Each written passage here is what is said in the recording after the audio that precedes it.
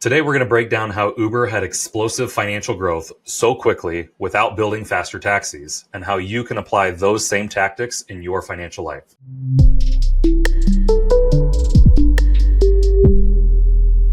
I'm Nate Crannell, joined by Mike Neubauer. We do these podcasts for one simple reason. People were not created to simply run a rat race and then wait for retirement. We both have personal stories that led us to this point where the truth is, life is just too short to settle for good enough. Beyond this podcast episode, you can see our resources on doctorsanddollars.co or reach out to us and learn about the Grand Vision Family Office, where we work one-on-one with physicians like you. Mike, let's talk about Uber and their success. It's pretty incredible how quickly Uber went from nothing to where it is today. So like in a world where, in the past, and think of every movie that you watched that had New York City or Los Angeles or any big major metro or any vacation, everyone just knew like you got around by taking a taxi. It's like, what did the founder of Uber see that no one else did? Yeah, that's crazy, right? Like it used to be a phone booth and newspapers, like things that your kids will never even know were a thing. Mm-hmm. And now you put taxi on that list. It's a wild thing. Taxis were not on that list. And all of a sudden Uber popped up and all of a sudden taxis are on their way out. It's pretty amazing. The crazy thing, though, is that the way Uber built and how it exploded so quickly, most people will call it a technology company. It comes out of California, where all of, the Silicon Valley people start the new companies. But actually, the wild thing is that Uber was not a technology advancement for our society. It was actually a psychological advancement.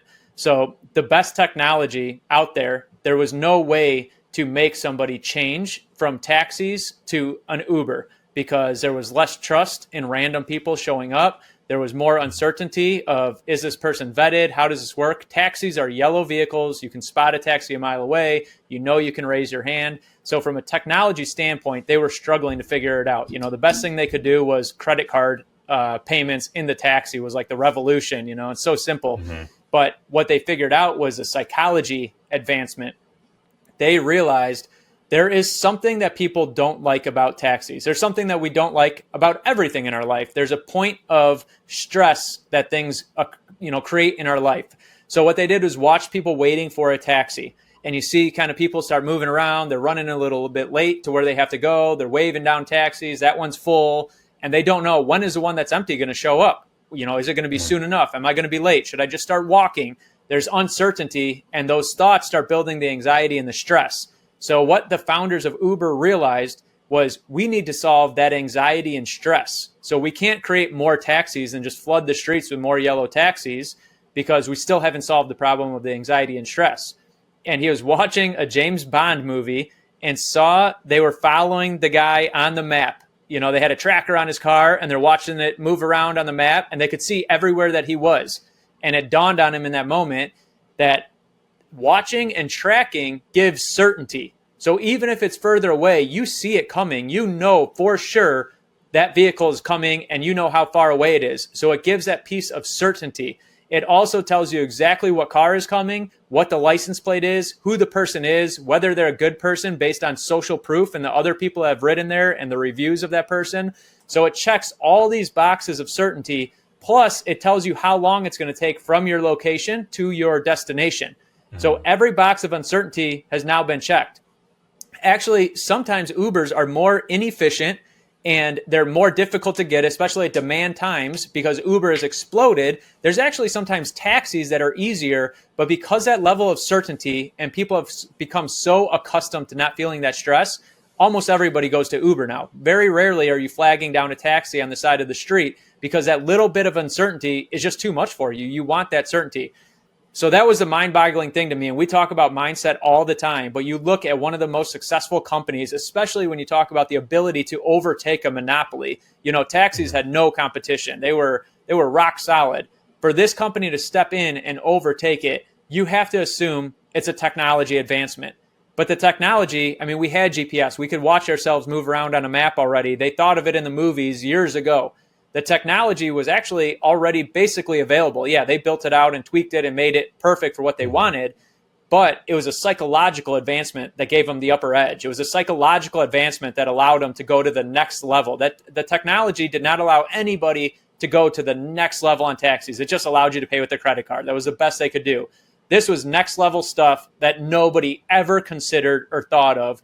And now Uber is the biggest taxi company. They don't own any cars. They're one of the most highly rated. I mean, it is just an unbelievable next level that probably even 10 years ago, but for sure 20 years ago, nobody even dreamed about overthrowing taxis and a whole new system for getting around. Do you think so? Obviously, the founders of Uber saw this. They saw, hey, we got to fix that need for uncertainty, or the remove uncertainty. Do you think people even recognize, like the users of Ubers today, which are millions and millions of people on a daily basis? Do you think they realize that is why they prefer Uber over taxi? I asked just because, like, it's funny. I went to New York City over the summer. I took my 10-year-old daughter there for her birthday. It was her first time in New York. And, like, one of the fun things that she wanted to do was ride in a taxi. Like, it was, like, a different type of thing for her. She's been in Ubers plenty in her life. But, like, going to New York, seeing all the yellow taxis, that was, like, Statue of Liberty, Empire State Building. I want to ride in a New York City taxi. Like, it was cool for her. But then we got into it, and she's like, well, this is weird. Like, this feels almost like a city bus, because you got the little keypad thing, you have the glass that blocks you and the driver. It was different for her, which is wild in my mind, because I don't know, that's just what I thought when I was growing up, is taxis was the normal thing. And so do you think people, do they see the comfort of it feels like you're riding in a friend's car, or do you think they understand that, like, I prefer Uber, and this is why I book an Uber, and I'd rather wait for an Uber in a peak time versus just grabbing a taxi quick, because they've removed that uncertainty? Do you think it's one or the other, or both? So I'll say both. So I'll give you an analogy, right? The difference is that Uber took over so quickly in the grand scheme of things. It felt like it was slow. I remember taking my first Uber. I was in Phoenix, Arizona. I think it was one of the launching cities. And I told my wife, I'm in this Uber, have you ever heard of this? And she's like, no, what is it? I'm like, this guy, like, you just pick on an app, a random guy showed up in, like, a pretty nice car, and he just took us. And she's like, oh my God, he's not going to murder you, is he? Like, what are you talking about? And that wasn't that long ago. And now she would go get an Uber on her own with zero concern. So in a very short time frame, let's call it 10 years maybe, she went from, oh my God, that's the most dangerous thing, to I would do this, no problem. There's no fear here. So the ability to swing the perception of the American people that quickly is pretty wild. But to answer your question specifically, it has happened so quickly that the taxis have almost become a novelty for us now. It is almost such old technology and way of doing things that it's almost a novelty. It would be like, we have Teslas now and electric cars, self-driving cars, all these things. And it's almost like, oh, you could go back and ride a horse.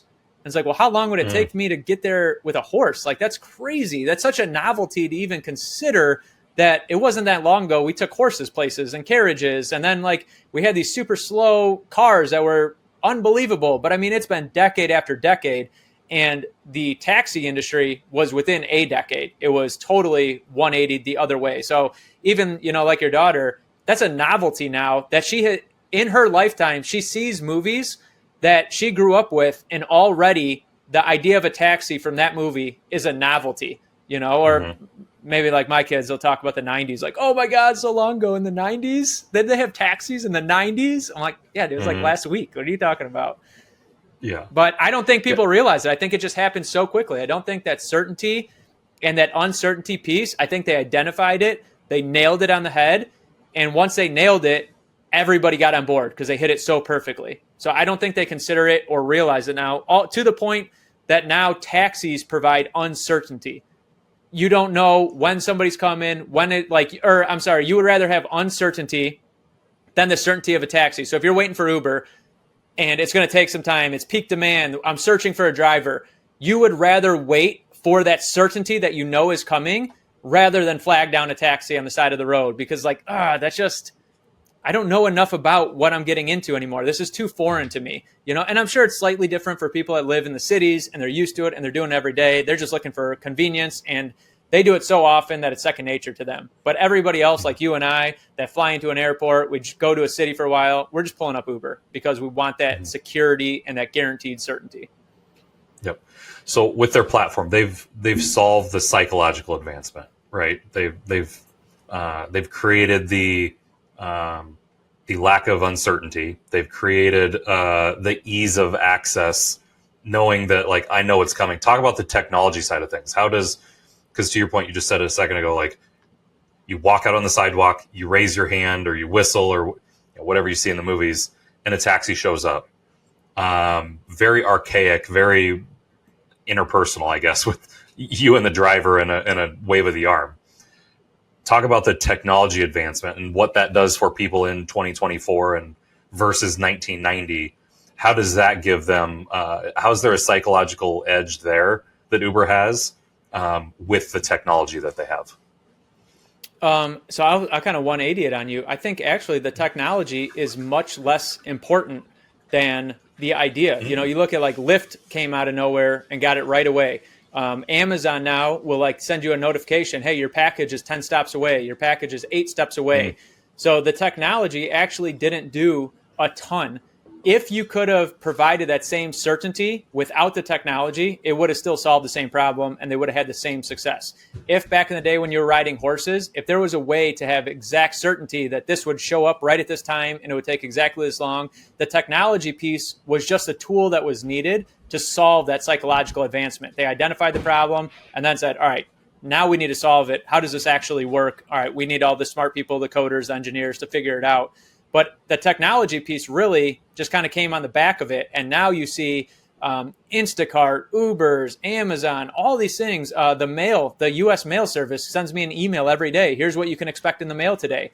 Like everybody now has caught on to the fact that we just want to know. We don't want to wonder what's in the mailbox. We want to know what's coming. As soon as you know, we want to know. So that psychological advancement has filtered into the entire culture of the United States. And every company now to stay successful has to provide you certainty so you're not wondering, because nobody wants to wait and wonder anymore. So actually the technology was not all that necessary, because even the U.S. Postal Service has terrible technology and they can barely send me an email, but they do it and it provides that certainty for me. So that's kind of the point, right? Is that the technology, people see that because that's at the face. But when you dig deeper, you recognize, and we talk about this in the financial world, it's actually the psychological advancement. It's that mindset shift. You could have the same resources as somebody else, but they get that mindset shift. They recognize the psychological advancements that's needed in their life, and they take off and they're going to the next level. And you're thinking, how do they do it? Like, we make the same money, we work at the same place. I don't understand how but they're not digging deeper. They're picturing the technology of Uber and forgetting what does Uber actually provide. And same in the financial world, they're seeing what stocks are they picking? What investments are they doing? It's all about the feature and the idea. I got to pick out the next right investment, but they're missing the whole point that it's a psychology that happened before those investments, before the change. You're never going to follow that same path because you haven't made that psychological switch in your brain to realize, oh, it's not just picking the best stock and watching, Kramer yell at somebody on the TV show and say, pick this stock. Like, that's actually not how people get ahead. There has to be a psychological advancement first, and then you build out the technology, you build out the financial structure, the investment strategy, whatever it is, you build that on the back of that psychological advancement. Absolutely. Yeah. Great insight. Well put. Just to summarize what you said, it's really just doing more with what you have. I just think of, we'll use physicians because that's who we work with, but you might have two physicians, let's call it two neurosurgeons that make the same amount of money, live in the same general area as each other. Let's use New York City because we've been talking about that. Two neurosurgeons in New York City make the same amount of money. You might have one that's, from a financial standpoint, wildly successful in all of the assets and the wealth that they've built. And you may have one that makes the same amount of money that's just barely getting by, hasn't planned, hasn't put forward the wealth building strategies that they need, but they have the same, if that makes sense from an income standpoint. And so I think so many people they're looking for that next big financial advancement. So talk about the mindset, and we'll use Uber as an analogy now. Like, how do you use that analogy to say, okay, if somebody like Lyft had the same type of things as Uber, why aren't they as far as advanced? And so now with the neurosurgeons, what is that psychological advancement that one neurosurgeon found that the other did not find. Yeah, well, and I think boil it down to even more what we talked about in the beginning. It's just we weren't meant to live a life of good enough. If you say like, hey, life is good enough, you're just not going to make that psychological advancement because you don't have any push. So if we're talking about those two neurosurgeons, the reality is one isn't like just getting by, or one isn't, one is struggling. The reality is that one is just doing good enough. He's satisfied. It's good enough. There's no push. The other one thinks, I'm not reaching my full potential. I'm not here for a life of good enough. I want the best that I'm capable of. And it doesn't mean making more money. It just means making different decisions. And it's looking and saying, I want something better than good enough. What am I going to do? So there's encouragement there and motivation for that psychological advancement, where the other doctor, there's no encouragement there. They may watch this doctor now take off and say, like, I wish I could have that. But the truth is, if you're willing to settle for good enough, you're never going to make that. And to bring that back to the analogy standpoint, the way they thought of Uber was in that same breath, right? Taxis were good enough forever. And he said, it's just not good enough. Like, we have to be able to do better. And we can't flood the streets with cars. We can't just make cars faster because there's stoplights and traffic. We have to be able to do better. So it just started with that first thought of, this isn't good enough. The current system, the current way of life I have, the current taxi system is not good enough. I'm not settling for good enough. I want the best that we're possible of. How do we do that? Uber said, we got to figure this out. They found that it's a psychological advancement, which if you look through history will likely be the case in all things, is somebody didn't settle for good enough. They said, how do we fix this? Rarely is it features and benefits. It's usually psychology of what do people actually want, and then we'll build the features and benefits that solve what they actually want. So in your analogy with the two doctors, that's really the same thing. Everybody wants to focus on the features, the benefits, the next investment, the next stock, whatever it is. And the truth is, it just means one doctor said, I'm not settling for good enough. My life is great. It's better than what I ever imagined, but I know it's not the best it could ever be. If I can do better, I want to do better. And with that mindset, they just simply are open to the thought of, what am I going to do? That psychological advancement happens for them. And all of a sudden, they're making different investment choices. They're starting to recognize, okay, what I want actually is a plan. I need to know exactly, let's take the Uber example, right? So the uncertainty in Uber that they recognize that people didn't like is, how long am I going to wait for a taxi? Will I get there on time? Basically, will this actually work? What's it going to cost? So if we switch that to the financial world of a personal psychological advancement, you're talking about, okay, how long is this going to take? If I go down this investment strategy, I want to buy my time back. I want to become work optional, where I can work if I want to, but I don't have to work if I don't want to. Nobody tells me I have to work, but if I enjoy it, I'm still going to go to work. We're not talking about retirement, because that is like just the craziest thing in the world to me. But we want to get to a point where I work if I want to. Okay, so let's use the Uber example in our life. How long will that take? I want to see on a map how long this is going to take. I want to see the turns and the pivots and what route we're taking to get there so I can understand it and know. I want to see, okay, how much is this going to cost? How much do I have to invest today to make this plan work, to get here on time, with this being my goal? And now, okay, I see it. I know that it's there. I know how I'm doing it, whatever. We're the driver. You want to work with us? We're your Uber driver. So now I have guidance. I know who's going to be driving the vehicle. I know how this is going to work. But you have that plan laid out, just like an Uber app. You're sitting there looking at your Uber app of your life and your financial plan, and all of a sudden you realize, that just feels good. Like, I don't have the uncertainty anymore. I now know. So instead of wondering, well, maybe I'll retire at 60 if the 401k works out, and we'll see, and you just live a lifetime. Not only do I think it's crazy to spend your best working years or your best life years working, like, you're working from 30 to 60. I mean, that's a time to be living life. I think that's crazy in itself. But then you put on top of it that you're just going to live with a gray stress for 30 years of wondering, like, I hope this works. I hope I can retire. I hope the government doesn't change. I hope, like, you may not lose sleep every night about it, but there is a gray stress that once you have that Uber map written down and you see exactly where you're going, when you're going to get there, all of a sudden you're just lighter. You're like, I just feel good now. And that's the same as when you used to wait for a taxi. It's not like it ruined your day. It was just annoying, wondering, will I make it on time? Am I running late? It was just a little bit of a stress. But all of a sudden now with Uber, boom, right there, I see when they're coming, and all of a sudden it's just like, it didn't change my life where I have no stress anymore. But I felt that, like I felt that moment of certainty of like, man, it feels good to just know and have a game plan. So I think that's really the key piece. Even talking to the two physician doctors that you gave in your example of New York, it's just one truly doesn't have certainty. They're still living in a taxi world. Maybe they're still going and renting movies at Blockbuster on Friday night, but they're living in that old world. And the other person is just simply has the certainty. They have decided, I want to be the Uber of my life. I want to plan. I want certainty. I want to remove that stress. And all of a sudden they take off financially.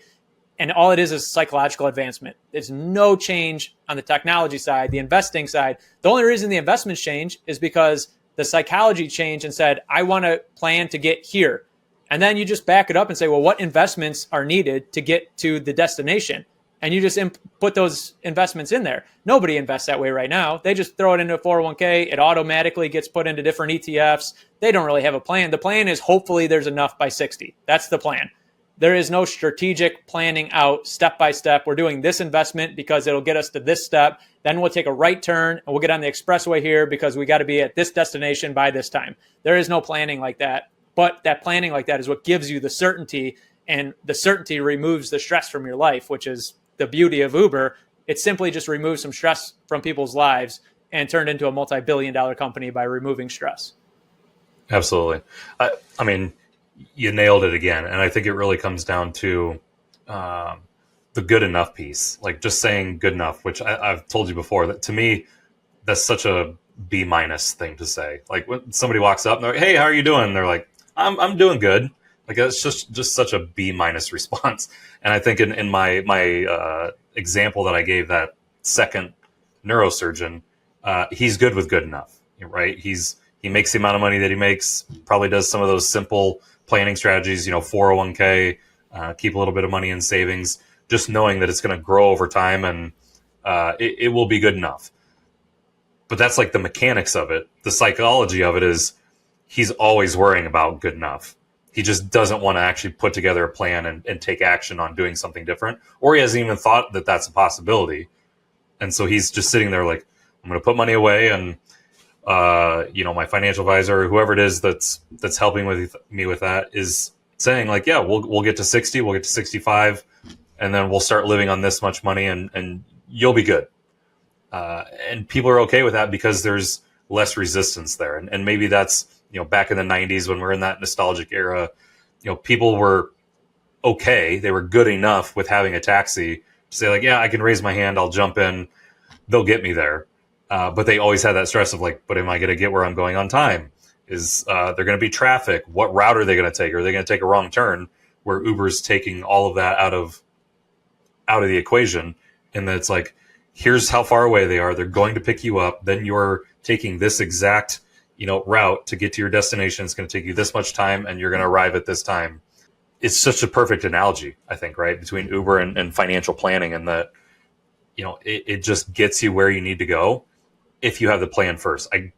There's no way that the founder of Uber thought of this psychological advancement and said, I'm not going to settle for good enough. I'm going to solve this problem. And if I fix this, everything's going to be great.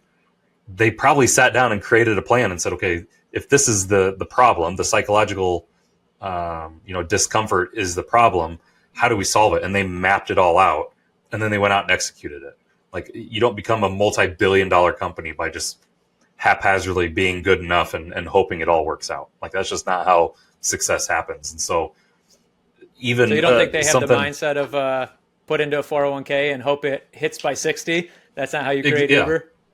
Yeah, exactly. That's not how any successful company works. And so, I mean, to not think that if you want to create financial success and long-term wealth, that you are just going to do good enough things to be able to get there and not plan out how you're going to do that, it's just a fallacy. It's just not going to work. And I mean, you're just kidding yourself, because then all of a sudden you are 60 and you're like, man, like I if I would have just planned this out, or if, they meet us all of a sudden and they're already 60 and they're like, if I would have just met you guys when you're 30, or when I was 30, I would have had a plan.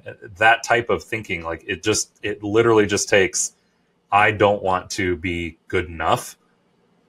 And so what is next? And planning is like I think you said it earlier, like creating the plan with the purpose of removing the uncertainty it's just going to create success.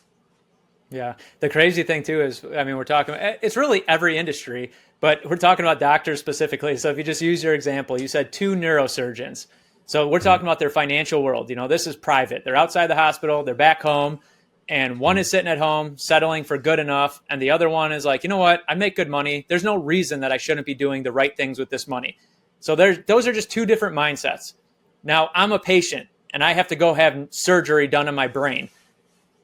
Now, if they just said, hey, here's your 2 guys, ladies, whatever, 2 people. Here's your 2 people. This one settles for good enough in most of their life. This one is an achiever who always reaches their full potential. They don't settle for good enough. I mean, I'm going to be like, no, that person, the good enough person, stay far away from me. I don't care if he went to Harvard. I don't care if he went to whatever medical school. He's the best rated person on ZocDoc. If he settles for good enough, I'm not looking for the good enough brain surgeon. I'm looking for the person who is like amazing and always wants to be at the top of their game. And it's the same thing in life. It all translates around, you know, even like a mechanic, like, hey, did you fix the brakes? Yeah, they're good enough. You know, like, there's a commercial about that, right? Isn't there like some commercial that some company did? It was like, it's okay. It's like, don't settle for, you know, that. But people don't want to do it when they're hiring somebody. But at the same time, when it's their decisions in their life, they look at it and they just do. They say, I mean, that's good enough. It's not bad. And it's like, well, I mean, I guess not bad is better than bad, but it's still not great. You know, it's just crazy to me on that continuum of where you're willing to settle, you know, and what you're willing to settle as. Like, some people are like, my life is terrible, way on the far side, all the way to my life is amazing. And people settle somewhere in the middle. And then some people keep pushing towards amazing. Yeah, I was just looking up. There was a saying when I was a financial advisor that, you know, a lot of the successful advisors would say, and it was really just it was the never settling, right? Like always pushing forward. And it was how you do anything is how you do everything, right? Or how you do one thing is how you're going to do everything. And so if you are doing good enough in one thing, to your point, more than likely you're doing good enough in everything else. And you're just, again, that goes back to a mindset thing of like, yeah, I'm going to go out and pull weeds in my yard. Well, if you just, you know, pull 70% of them and be like, it's hot out. That was good enough. I got most of them. You may go into brain surgery and think like, I got most of this taken care of. This looks pretty good. It's good enough. All right, sew them up. Like that's probably not right. There's going to be doctors that watch that and be like, oh no neurosurgeon would do that. And you may be right, but like it all comes down to mindset, and we're not putting down that strategy. But I think the one thing we've been talking a lot about uncertainty. And so in my mind and where I want to go next is like uncertainty then creates stress. Like you hear people all the time, like, hey, everything, oh man, I am so stressed out. I have all these things I am stressed out. Like stress doesn't come, and I'm thinking financially now, like when you have stress, that doesn't come from not having enough money. It comes from having the uncertainty of what that money is going to do for you at a future point. Can you talk about that a little bit, you know, talking about stress? Yeah, I mean, the stress doesn't necessarily come from, you know, the amount of money or, like you said, what the money is going to do for me in the future. But it's really that Uber scenario, right? Of what is that?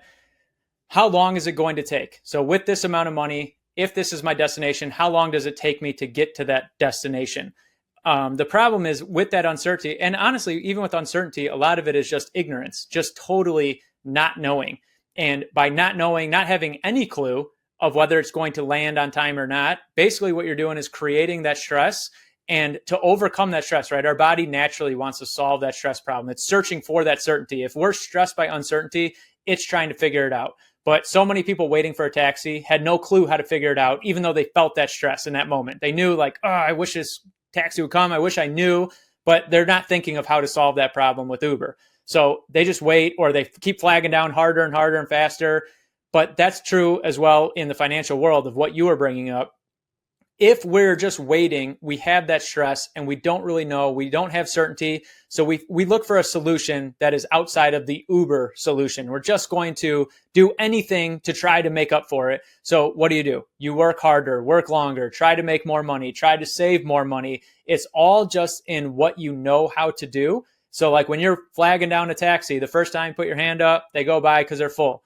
The next time, put your hand up again. All of a sudden now, the only thing you know how to do is put your hand up and wave. So all you do is start waving more and faster, trying to get somebody to stop, because that's the only path you know. You're not stepping back, say, is there a different way to do this? And that's same in the financial world. When you're focused on that uncertainty of retirement and you've tried to overcome it just by making more money, getting a higher salary, over and over, you've done that. You don't know another path. So you just start waving your hand faster and faster. You just start worrying more about how much money you make and trying to make more money. But it never gives you that certainty, because as we've broken down now this whole episode, the certainty comes from knowing, having a plan, seeing the plan written down, knowing exactly how long it's going to take. That's where the certainty comes from. More money in the bank account just doesn't ever provide that certainty piece, which is why you never truly solve that uneasy feeling that you have about your finances, even though you keep making more money. So you just automatically assume, well, it must be more money then. If this amount of money wasn't what I was looking for, it must be more money. But the reality is there's people that make way less money and have all the certainty in the world and have none of that stress and live a great life of easiness. When I talk about easiness, I mean like less stress financially, and they make way less money. So it cannot be about the money piece of it. So that's when you have to realize, oh, it's a certainty. I need my Uber financial map to see exactly where I'm going. And we see this in the family office all the time, right? Everybody thinks it's going to be more money. And then you sit down and talk with them and realize 0 people need to make more money. 0 people in the family office had the goal of making more money. Once we broke it down and said, we need a plan, and how do we provide the certainty for reaching this goal at this time? When we break it down and have that exact plan, 0 times so far has it been, you need to make more money. 0 times. But in the real world, everybody is going after more money, thinking that's a solution. So, it's just a struggle to see that and watch people, because it's a slippery slope that we realize is never going to gain traction. And you're going to chase that until you burn out, till you're exhausted, till you're divorced, whatever the case may be. That stress keeps building up until either you finally reach age 60 and breathe, and it either worked or it didn't. Maybe you don't breathe. Maybe the plan didn't work because there was no plan. Or you do get there and it does work. But either way, it's just a life of uneasiness. And, your wife wants to buy something and you're like, it seems expensive. But you don't actually know if it's expensive. You have no idea if you have money left over to do that, or you have to save for retirement, or because there's no specific plan in place to know, is this extra money or is it not? You don't have a plan, so you don't really know. But those things become stressful, little arguments, little things like that over and over for 30, 40 years. And then finally you hit retirement, and you know my beliefs, but you'll find out if retirement's as great as you think it is or not at that time. But at the end of the day, you're there now, so you don't have a choice. So that's really the frustrating thing is we see this so many times. We see it firsthand in the family office, but then when you just look across the world and you see family and friends and what they're doing, and you see that same thing, they're just going after more income, hoping it provides some sort of certainty. And we just know that's not the case. You could put 100 and thousands of taxis in New York City, and it would not have been Uber. It would have caused traffic and congestion and slower times, and everything would have been backfired. But you would think that's the obvious solution. If people are anxious waiting for a taxi and there's too many full taxis, not enough open ones, we must need more taxis. That's the only answer. But that's not the right answer. That's just an assumption based on no psychological advancement. That's saying I cannot advance mentally, psychologically further, so I have to settle for the only solution I know and just pour volume on it. And it's like, that's just not the case. That's not how you succeed and get to the next level. Even if you look at past things in your life, never once was it just pour volume on it until it's always a psychological advancement. It's always a next level way of thinking about things. I am super excited to introduce to you the Doctors and Dollars 5-Day Financial Challenge. I'm Mike Neubauer. I'm CEO of Grand Vision Companies, and I'm the one that you see on the Wealth Wednesday and Daily Dollar episodes with Nate. So Nate and I are partnering again to do something even more exciting, which is the 5-Day Challenge. We're taking the best of all of our episodes, all of our expertise and knowledge, and we're condensing it into an impactful and purposeful 5-day presentation, 1 hour per day for 5 days, to give you everything you need to build that foundation for your financial future. So if you're looking to gain the pieces, you want those puzzle pieces and find out how they fit in your financial plan, head over to the Doctors and Dollars website, join us on the 5-day challenge. We're putting it together for free, so you got nothing to lose. We look forward to seeing you on the inside. Yeah, you took my thought right out of my brain, I guess. What I was going to say is it's thinking back to volume. The founders of Uber really could have just been like, Well, we have a problem with too many full taxis, not enough open ones. Volume, let's just pour more taxis in. The analogy there then is, well, I don't make enough money. Let's pour in more money. Let's go out and make more money. You're right. Well, then you just have more cars out there, more congestion. That doesn't solve the problem. But what the Uber founder did was like, well, we already have pedestrian cars out there. Like, we already have them. So it's do more with what we have. I think I said that earlier in the episode. So it's like just doing more with what you have. We already have pedestrian cars on the road. Let's leverage those and utilize those to be able to create a better service psychologically for our customers. And the same thing, kind of like you said in our family office, not a single family yet has had to go out and make more money to accomplish the goals that they told us they wanted. And then we told them, okay, here's your plan. Here's your roadmap. Step one is go make more money. We have not had to do that. It's doing more with what you have. Here's how much you make. Here's where you want to get. Let's just utilize what we already have out there and just do it in a different way and really open our minds and think differently about how we're going to get to point B, point C on our map. Uber did that perfectly to say, hey, we already have a bunch of pedestrian cars on the road. Let's utilize those to get everyone to their next point. And I think that financial planning is the same way. Unfortunately, there's just that mindset piece of, like, I'm doing good enough now. And even if somebody does say, like, man, I don't want to do good enough anymore. Like, I want to do something better. You're right. Their first thought is going to be, I'm doing good enough now, but I want to do more. I'm making $500,000 a year as a doctor. I need to make $600,000, $700,000 a year, because then my life is going to be better. I'm not going to have all this stress. I'm not going to have the uncertainty, because now I've got an extra $200,000 every year. That's going to solve all my uncertainty, and I'll easily be able to retire, live the life later that I want to live, whatever thought they have with that. It's just not the case. Yeah. I share a lot of points that you just brought up. The mindset of I make 500 and if I make 600, it'll be great.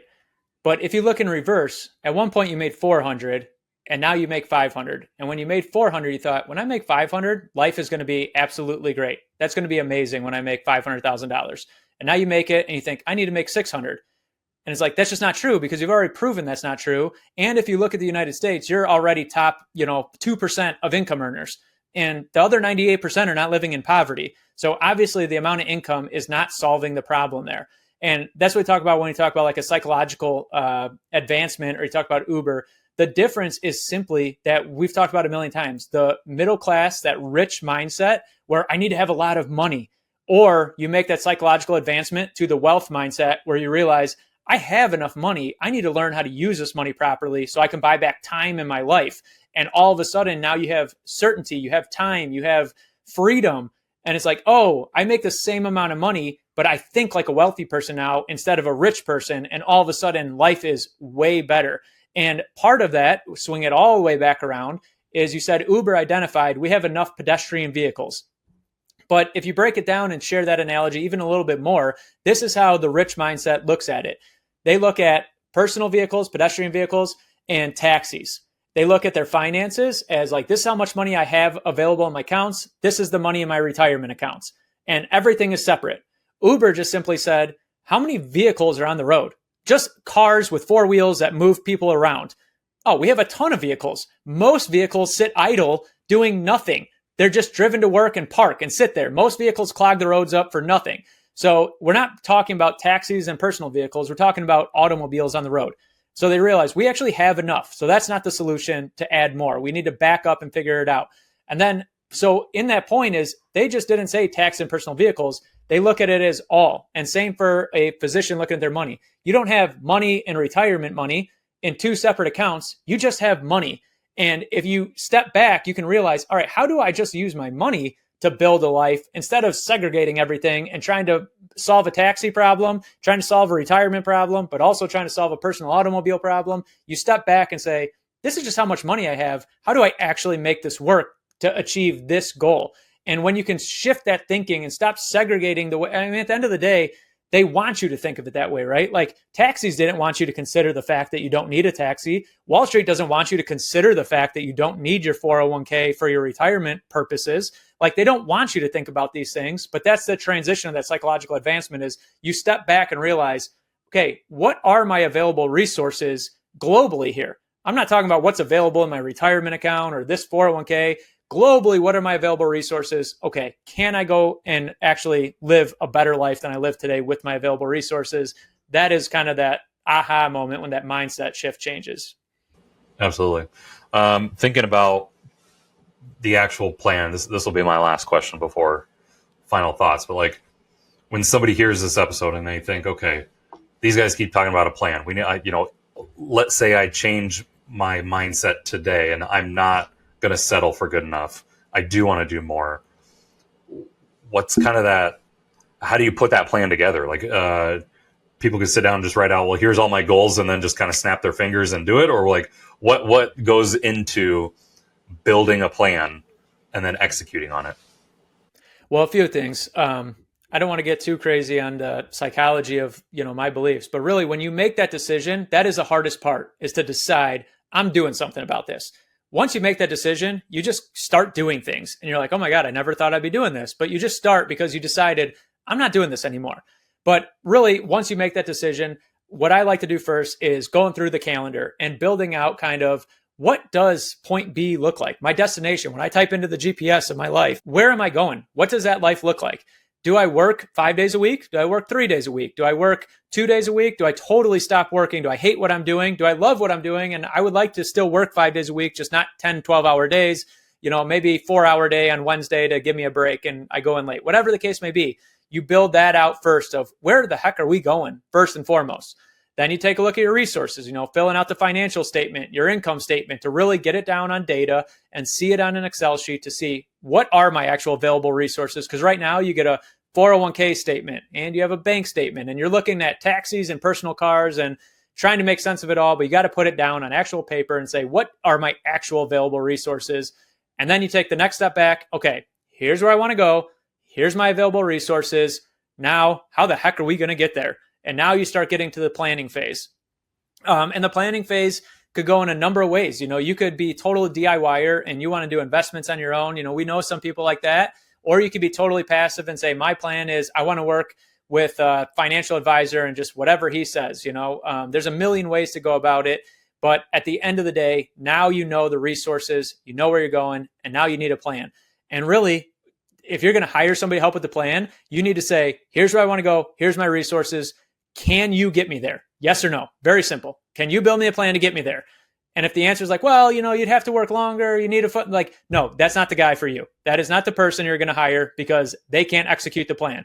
Once you know where you're going and your resources, there's somebody that's going to execute the plan. You're either a DIYer and you're going to figure it out, or you're going to find the person that can help you execute that plan because that's all that matters. You don't want, if you're looking for a taxi, you don't want a person on a bike to show up. You're like, it's transportation, but it's not that's not going to get me to where I'm going. It's an idea, but it's not going to work. So you have to find somebody that's going to help you with that plan or find resources that are going to help you with the plan. So obviously we have a ton of resources. We try to put more out there. So if anybody listening has a question or says like, I wish I had this resource, we're happy to put it out there and, make it available. So if you're the DIYer, we want to try to provide as many resources as possible so you can start to actually pick through and say, this is actually what I need. This is actually helpful instead of getting lost in the internet for, 10 weeks trying to put all the pieces together. Or of course, I feel very confident in our ability to help people execute on their plans. I think the plans we have developed and the goals we have reached are far beyond what most people would think are possible. So, I think we're very capable of doing it. If somebody wants to fast track and cut out, all the DIY learning and resources and hours of researching to say, just get me to the top. Here's where I want to go. Here's my resources. Help me build a plan. Let's rock and roll. I don't have all day, whatever. I waited until 58 and I decided I'm not waiting until 60 anymore. Let's go. I don't have time on my side, whatever the case may be. But really that's how it works, is starting at the top, backing it down. And then at the point of a plan, either you want to do it yourself, you like learning it, or you need to find somebody that can help you build out that plan. And once you solve that, then you just execute on the plan. Then you have the certainty, and then you just start seeing every step of the way. As you're driving in a car, you start noticing, okay, we got past that road. Okay, we took a right turn. We're getting closer. And you're just living out that plan and executing. And all of a sudden, boom, you're at the airport. You're at wherever your destination was, right? Yeah, absolutely. And I think that's a good final thought as well. There's either the, okay, I've made the mindset shift. I'm tired of good enough, I want to start going down that path. I think we have a fantastic resource with our 5-day financial challenge that, really lays out the mindset, the first few steps that people need to take in order to, build that foundation of moving forward. Or there is the fast track option, right? We have a Grand Vision family office that's had a ton of success with physicians around the country. That is the fast track. That's, hey, I'm ready to not do a bunch of research and learn and do all these things. I want to sit down with you. I want to know what's my point B, what's my point C and beyond, and how am I going to get there with what I have right now. And the whole, I guess, process that you just explained, that's really the initial, first weeks, few months of working with us. But it brings that clarity, it brings that confidence, it removes uncertainty. And I think that's why it's so successful. But it does, it's not a snap of the fingers. Like I said earlier, you can't just say, okay, I'm tired of good enough, snap my fingers, we're on the way. You can either build up to it or just boom, go, and off you are. So what are some of your final thoughts as I mention those? Yeah, I mean, one thing, snapping your fingers, that is what people think. Like, even to say, where do I want to go? Or what are my available resources? Even that is not a snap of the fingers. People would think it is, but when we work with people, it takes a while. I mean, it takes many conversations just to say, where do you actually want to go? It's very general. I would like to retire by 50. And it's like, yeah, but no, what does your life look like at 50? What are you trying to achieve by age 50? And you have to go very deep. So I would say that's one thing, is most people do think it's a snap of the fingers. Even to say, where do I want to go? They think it's as simple as just picking an age for retirement. And it's like, that is not a specific destination. That's like if you want to go to the airport, Chicago Midway Airport, and you type in, I want to go to an airport. It's like, well, I mean, there's a lot of airports that are going to possibly take you to. We need very specific on where you're going, The other thing that I'll share is, for a final thought, because I saw a comment the other day and it was like, oh, this is like a sales pitch. The reality is, the family office, the 5-day challenge, all of it is simply, the 5-day challenge is meant to be a free resource on this side of the spectrum.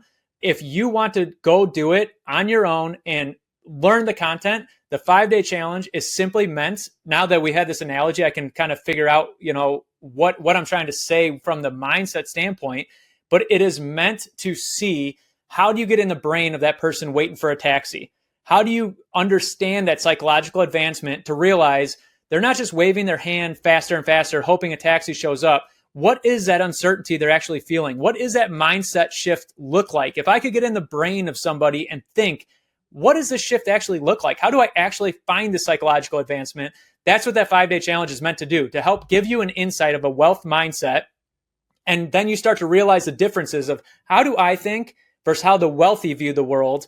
Oh, now I understand what that shift looks like, because I can actually recognize the differences between my way of thinking and a wealthy way of thinking. And then the family office is on the totally other side, right? That is, if somebody says, I am sold, I made the decision, not settling for good enough. The faster I start, the faster I get to the destination. I'm working with you guys. I'm going to apply for the family office because I don't have time to do 5-day challenges and learn all this information. I just want to get where I'm going as fast as possible. So that's way over here on the spectrum. And then everybody can fall somewhere in between. Some people went to the financial summit first, and then they joined the family office because they got a 2-3 day dose of all this knowledge. Some people do the 5-day challenge, and then they work through the spectrum, all the way to joining the family office. Some people, which we just never know of this, but hopefully people do the 5-day challenge and they go and change their life forever and crush it. We would never know those stories, but hopefully that free resource for the DIYer was enough that they go and take off in their world. And then we actually just had some people join the family office that just simply knew about us and watched the podcast. And the podcast is kind of in the middle. It's like, 5-day challenge is totally passive. It's no interaction back and forth. The podcast is us actually going back and forth, sharing our thoughts based on these principles. And then the family office is one-on-one, individualized, customized conversations specifically to you, and kind of wherever you fall on there. So it was just frustrating as I saw that comment, like, this thing's just sales pitch. And it's like, this is literally not a sales pitch. This is literally us doing our best to be the Uber so you can change your life. So we're trying to provide the resources and recognizing, okay, the current resources is a plethora of random information scattered across the internet, mostly half truths that are not actually going to work for people or very difficult to implement. Or most of the internet is filled with marketing telling you that this stock is the best stock simply because the brokers make the best commissions. Like that is what most of the resources are. So our Uber is, all right, how do we figure out to provide the best free resources? So when you're going to find information, you're getting true, authentic, honest thoughts, not swayed thoughts, all the way to that side of the spectrum. If you want to just fast track it, we got to provide a solution for those people as well. And everybody in our thought falls somewhere within those two, bookends, and we should be able to help people the best we can with that. So, I think I love doing these podcasts. It helps give us an insight into what we're thinking and how we base this off of. But I really just do believe that we have some of the best resources out there for people to get very to the point, learn the information, understand, because now what we've discovered and shared today is it all really comes down to that psychological advancement. So we don't need to tell you the best stock to pick, the best whatever feature benefit. We need to find a way for you to know how to make that psychological advancement. And that's really the goal of this and providing this information, is to be that moment where somebody listens to the podcast and goes, man, that does make sense. I never really thought of that. And boom, all of a sudden that psychological advancement happens and their life never looks the same after that. Absolutely. Those are fantastic final thoughts. I think the only add I would give to that is, if you are listening to this episode, hopefully this was helpful. A lot of the things that we've talked about today were helpful for you. If you think you have the right mindset, if you aren't sure are you that person that is settling for good enough, if you've thought about how do I make a change and what are my next steps, I'd go to doctorsanddollars.co, join the 5-day financial challenge. Like Mike said, that's a very passive way to get the ball rolling. We start off the 5-day challenge talking about mindset and how the wealthy think about money. And then we provide some fantastic resources to be able to take, and build that foundation, towards advancing down the path and building your roadmap for financial success. Or like we talked about earlier, if you're just looking to fast track it and say, okay, I've already changed my mindset. I know that I was that person that was settling for good enough, and I want to make a change, and I need that guidance and that help to do it. Reach out to us at grandvision.co. Happy to sit down and talk to you just to see if you'd be a good fit for what we do and if we would be a good fit for where you want to go in the future. Well, we will do this again next Wednesday. See you, Mike. See you, man.